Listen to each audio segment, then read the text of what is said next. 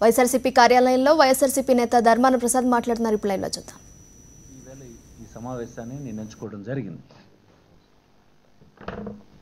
గౌరవనీయ మిత్రులైనటువంటి జర్నలిస్టులందరినీ, ఈ ఛానల్స్ని కానీ నేను కోరుతున్నది ఏంటంటే,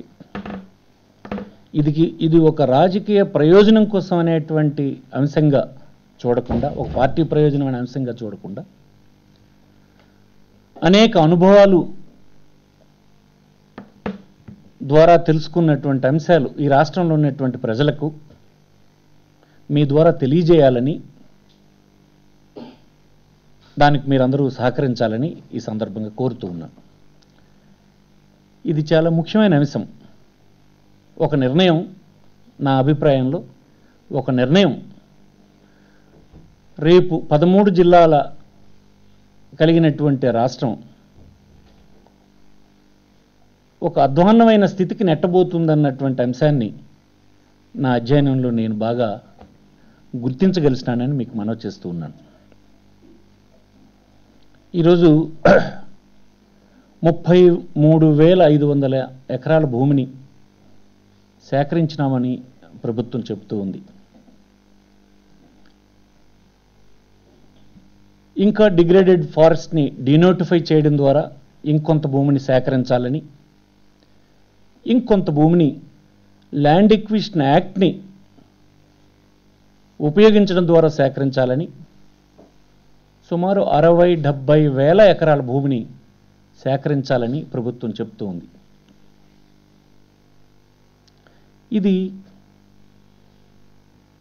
రాష్ట్ర ప్రజలు అయోమయంగా ఉన్నటువంటి కొన్ని వర్గాలు ఒక గొప్ప రాజధాని వచ్చేస్తుంది అని భ్రమలోకి నెట్టివేసే పని జరుగుతుందే తప్ప, ఎన్ని అనర్థాలకు, ఎన్ని ఘోరమైన పరిస్థితులకు దారితీయబోతుందన్న అంశాన్ని నా పరిశీలనలో తేలింది. ఇప్పుడు మీ ముందు ఉంచబోతున్నాను. హైదరాబాద్ తీసుకుందాం మనం. ఇది ఉమ్మడి రాష్ట్రానికి క్యాపిటల్గా ఉండేది. స్వాతంత్రం రాకముందు అనేక మంది ఇక్కడ పెట్టుబడులు పెడుతూ కొంత డెవలప్ చేశారు. స్వాతంత్రం అనంతరం వచ్చినటువంటి ప్రభుత్వాలు ఆనాటికి దేశంలో ఉండే పరిస్థితులకు, దేశాన్ని కానీ రాష్ట్రాన్ని కానీ అభివృద్ధి చేయాలంటే పబ్లిక్ సెక్టర్ ఇండస్ట్రీస్ని పెద్ద ఎత్తున పెట్టడమే ఆనాడు ఉన్నటువంటి ఒకే ఒక అవకాశం. ఎందుకంటే ఆనాటికి దేశంలో పెద్దగా టెక్నాలజీ ప్రైవేట్ పీపుల్ దగ్గర ఉండే పరిస్థితి లేదు, ఇన్వెస్ట్మెంట్ లేదు, పరిస్థితి లేదు. పబ్లిక్ సెక్టర్ ఇండస్ట్రీస్నే ప్రమోట్ చేసి తీసుకువెళ్ళడం, అభివృద్ధి దిశవైపు తీసుకెళ్లడం అనేది ఒక స్ట్రాటజీ ఒక 3 దశాబ్దాలు సాగింది. ఆ నేపథ్యంలో ఈ రాష్ట్రానికి వచ్చినటువంటి పెద్ద పెద్ద పరిశ్రమలు, ఉదాహరణకు మీరు తీసుకుంటే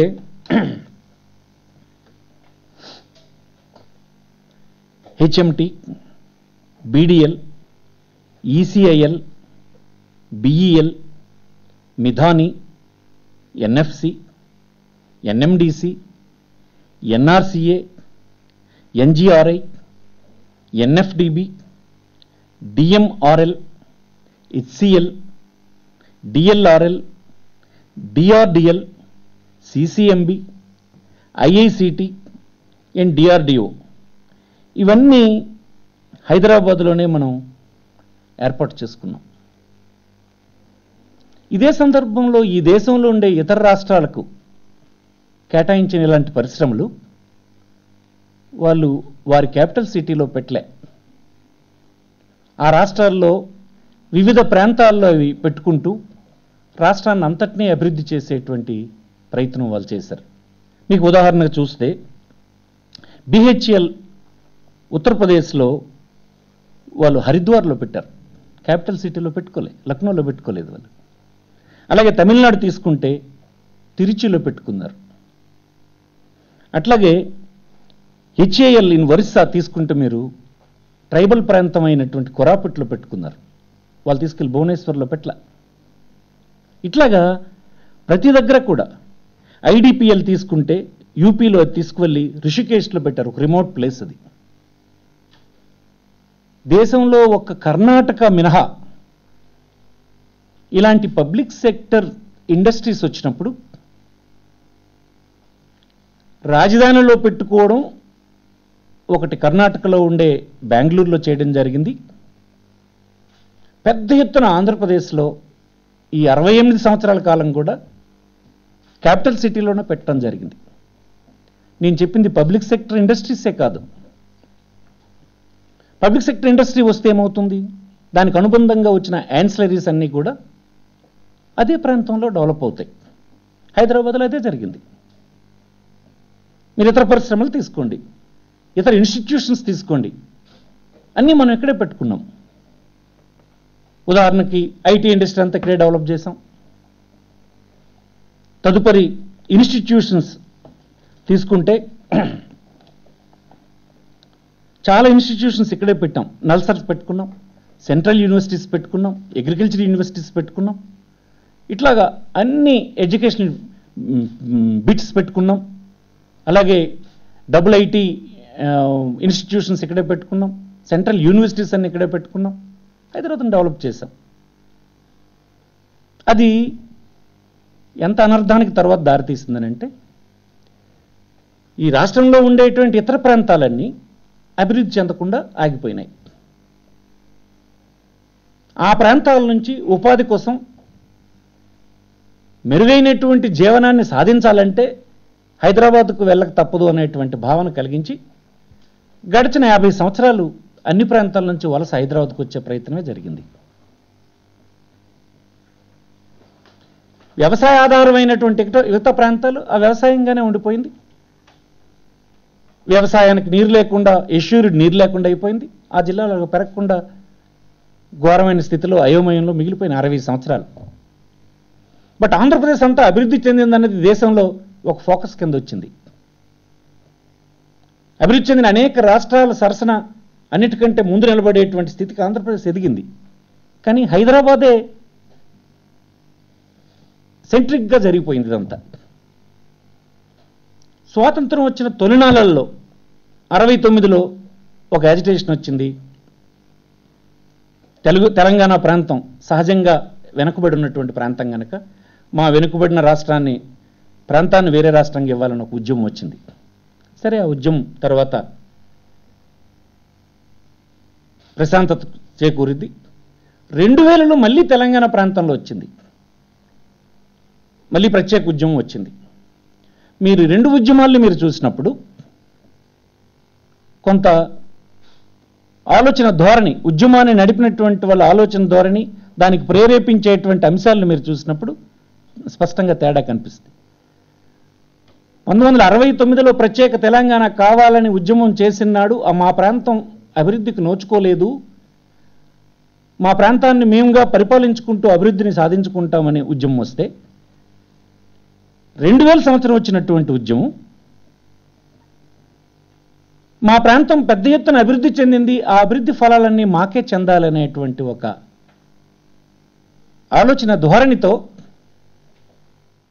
వచ్చినట్టుగా కనిపిస్తుంది. ఇది అన్ని రాజకీయ పార్టీల్ని చాలా లోతులకు పోయి అంశాలని అధ్యయనం చేసినటువంటి శ్రీకృష్ణ కమిటీలో ఈ అంశాన్నే పేర్కొన్నారు. ఈ 2 సార్లు వచ్చినటువంటి ఉద్యమానికి ఉండేటువంటి తేడాని స్పష్టంగా చెప్పడం జరిగింది. అంటే నేనేమంటానంటే, ఒక పర్టికులర్ ప్రాంతాన్ని, క్యాపిటల్ సిటీని ఒక 3 దశాబ్దాలు పెద్ద ఎత్తున పబ్లిక్ సెక్టర్ ఇండస్ట్రీస్ని, అనేకమైన ఇన్స్టిట్యూట్స్ని, హెల్త్ని, ఐటీని అన్ని రకాలు తీసుకొచ్చి పెట్టడం వల్ల ఆ ప్రాంతం ఆర్థికంగానూ పరిపుష్టి అయింది. అన్ని విధాల జీవన ప్రమాణాలు అక్కడ పెరిగినాయి. ఆ రాష్ట్రానికి ఆదాయం సమకూర్చే ప్రధానమైన ప్రాంతంగా అయిపోయింది. ఆంధ్రప్రదేశ్కి వస్తే తెలంగాణలో ఉండే రూరల్ ప్రాంతాలన్నీ కలిపి 60% ఆదాయం అయితే, ఒక్క హైదరాబాద్ మొత్తం అంటే రాష్ట్రానికి అంతటికీ కలిపి ఒక్క హైదరాబాద్ పట్టణంలో ఆదాయమే 40% ఉండే. మిగతా ఆంధ్ర తెలంగాణ రూరల్ ప్రాంతం కలిపి 60% ఆదాయం ఉండే ఈ రాష్ట్రం విడిపోయినట్టుకి. అంటే చూసుకోండి,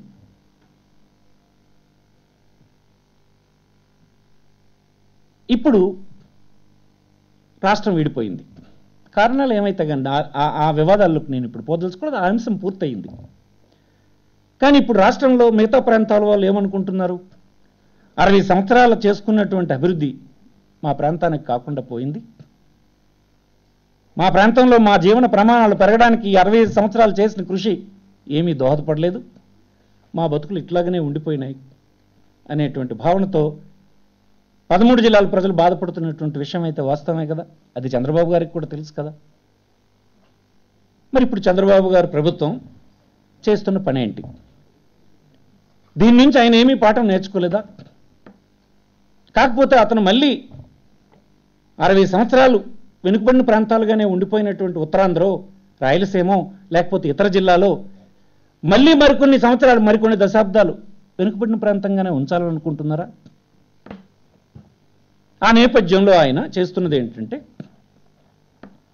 33,500 ఎకరాల భూమిని స్వచ్ఛందంగానో రైతులను పీడించో మొత్తం మీద మీరు సేకరించారు.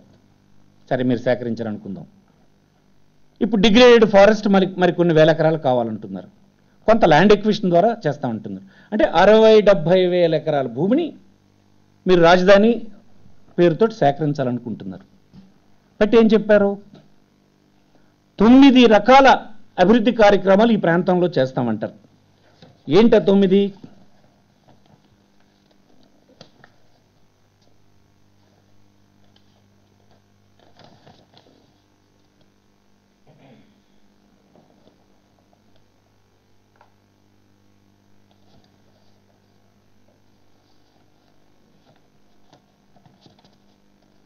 ఇండస్ట్రీస్ అక్కడే పెడతా ఉంటారు. Legislature, high court, secretariat, health, entertainment, everything 9 in 1 అనే ఒక కాన్సెప్ట్ని ఇప్పుడు జనం ముందుకు తెచ్చారు. అది ప్రజలకు ఏమనిపిస్తుంది? ఇంత పెద్ద ఎత్తున రాజధానిని అభివృద్ధి చేస్తున్నారనే భావన కలిగిస్తున్నారు మీరు. కానీ దాంట్లో ప్రమాదాన్ని మనం చూసాం కదా. హైదరాబాద్లో ఏమొచ్చింది? ఏర్పాటు హోదానికి దారితీసింది. రాష్ట్రంలో ఉండే మిగతా ప్రాంతాల వాళ్ళ కన్నీరుని కార్పించింది. వారి జీవన ప్రమాణాలని పెరగనీయకుండా ఆపింది. ఆ స్ట్రాటజీ, ఆ విధానమే. మరి దాని నుంచి మీరు ఇప్పుడు చేస్తున్న పని ఏంటి? ఒక అమరావతిలో ఇవన్నీ పెడతామంటున్నారు. పెడితే 13 జిల్లాలు కలిగినటువంటి ఆ రాష్ట్రానికి మిగతా జిల్లాల పరిస్థితి ఏంటి? ఎన్ని లక్షల కోట్లు కావాలి అని అనుకుందాం. ఎందుకు ఇది ఎఫెక్ట్ ఇస్తుందని అంటే, ఇంత పెద్ద ప్రాంతాన్ని అభివృద్ధి చేయడానికి మీరు ఒక్కరు కాదు కదా, మీ తర్వాత వచ్చిన ప్రభుత్వాలు అందరూ కలిసి ఇది కొన్ని దశాబ్దాలు చేయాల్సినటువంటి ప్రక్రియ. అరకొరగన్న నిధులు. ఇప్పుడు మన ఆర్థిక పరిస్థితి ఏంటి? ఈ వచ్చే 5 సంవత్సరాలు మన రెవెన్యూ లోటును కూడా తీర్చలేము, మన అవసరాలకు కూడా స్టేట్ ఓన్ రెవెన్యూని జనరేట్ చేయలేదన్న మాట మీరే చెప్తున్నారు. నిన్ననే మీ ఆర్థిక మంత్రి చెప్పారు, 6 మాసాల ఫలితాలను చూస్తే 3,000 కోట్ల రూపాయలు రెవెన్యూ డెఫిసిట్ ఉందని చెప్పారు. అంటే మీకు అనుకూరిన రెవెన్యూ నుంచి రాజధాని నిర్మాణం చేయడానికి డబ్బులు మీరు సమకూర్చలేరు. అది తేటతెల్లమైంది. నిన్నగాక మొన్న ఫౌండేషన్ స్టోన్ వేయడానికి వచ్చినటువంటి ప్రధానమంత్రి గారు స్పష్టంగా చెప్పారు, చట్టంలో ఉండే అంశాలు తప్ప ఇతర అంశాల జోలికి పోనన్నమాట ఆయన స్పష్టంగానే దేశ ప్రజలందరికీ, రాష్ట్ర ప్రజలందరికీ స్పష్టంగా చెప్పారు. అందరం విన్నాం. అంటే మీరేం చేయబోతున్నారు? ఈ పెద్ద రాజధానికి నిధులు ఎక్కడి నుంచి సమకూర్చబోతున్నారు? ఓకే, జపాన్ నుంచి తెస్తారు, సింగపూర్ నుంచి తేవాలనుకుంటున్నారు, ప్రైవేట్ ఇన్వెస్టర్స్కి ప్రపంచం అంతటా ఇన్వైట్ చేస్తున్నారు. ఇదంతా మీరు దారాదత్తం చేయబోతున్నారు. ఏ ప్రైవేట్ ఇన్వెస్టర్ అయినా ఎందుకు పెడతారు? మన ప్రయోజనాల కోసం పెడుతున్నారా? లాభం ఆశించకుండా చారిటీ కోసం పెడుతున్నారా? కాదు కదా. తక్కువ వడ్డీకి ఇస్తే ఇవ్వచ్చు, అంతేగాని అల్టిమేట్గా లాభం అనేది ఆశించే కదా పెడతారు. మీరు కూడా అంగీకరిస్తారు. లేదు, తక్కువ వడ్డీకి ఇస్తే ఇంటర్నేషనల్ ఒప్పందాల్లో ఇట్లాంటివన్నీ డాలర్ విలువ పెరగడా తరగడాల మీద ఆధారపడి ఉంటుంది కదా. మనం చెల్లించాల్సింది డాలర్ల రూపేణా చెల్లించాల్సి ఉంటుంది.